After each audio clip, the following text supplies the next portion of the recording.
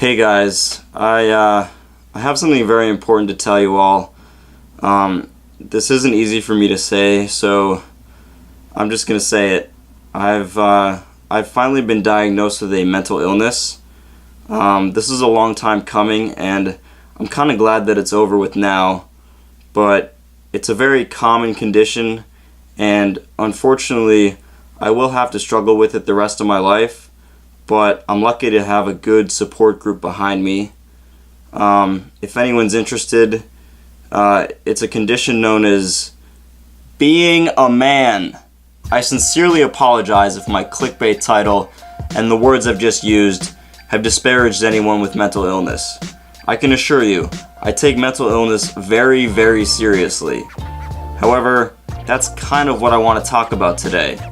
The new trivialization of mental illness and manhood in calling masculinity a mental condition.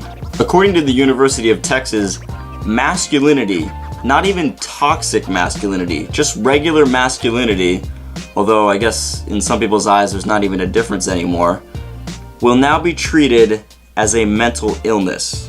The Counseling and Mental Health Center at the University of Texas at Austin recently launched a new program to help male students take control over their gender identity and develop a healthy sense of masculinity.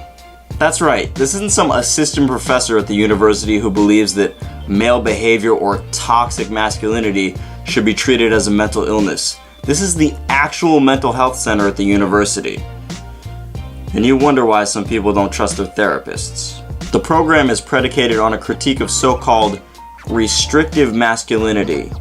Men, the program argues, suffer when they are told to act like a man, or when they are encouraged to fulfill traditional gender roles, such as being successful or the breadwinner.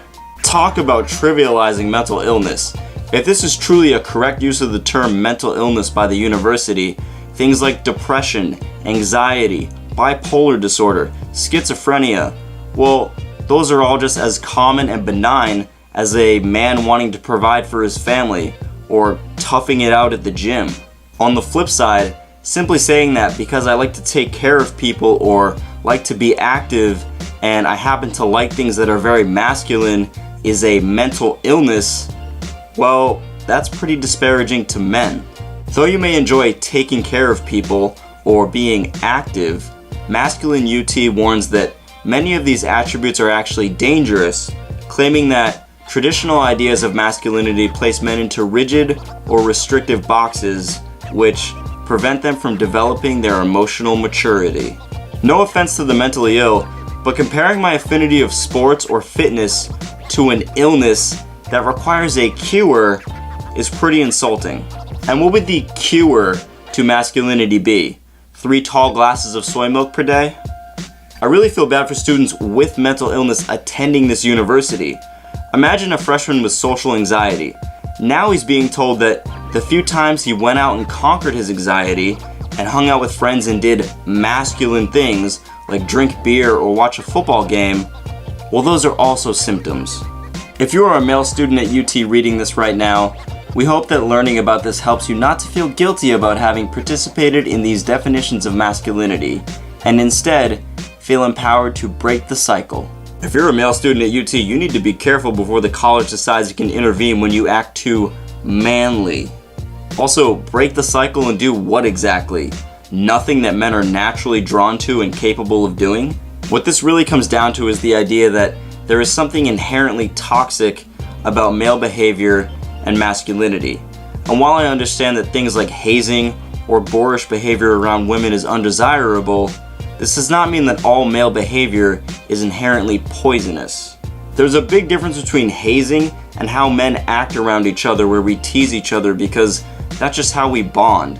There's also a huge difference between someone being rude and a man taking charge and courting a woman. Masculinity and femininity are not inherently toxic, even if some individuals are. However, when people want to redefine societal norms, when they want to challenge the idea of a man taking care of his family, they'll do anything to alter the definitions, even if it means exploiting those who suffer from mental illness. If masculinity is truly a mental condition, then half of our population needs treatment. Sorry, 49%. Male feminists are very healthy.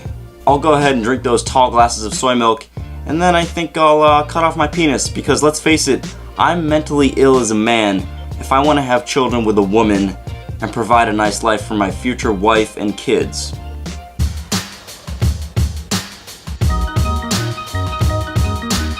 Hey, you've made it to the end of the video. As a disclaimer, I truly do care about people who suffer from mental illness. I've personally lost people to mental illness, and it's something that I would never wish upon anyone. If you are suffering from mental illness, remember, it's okay not to be okay. But it's not okay not to get help. People do care about you. If you or someone you know is suffering from mental illness, I've left some resources in the description below where you can get help. As always, thanks for watching, and I'll see you next time.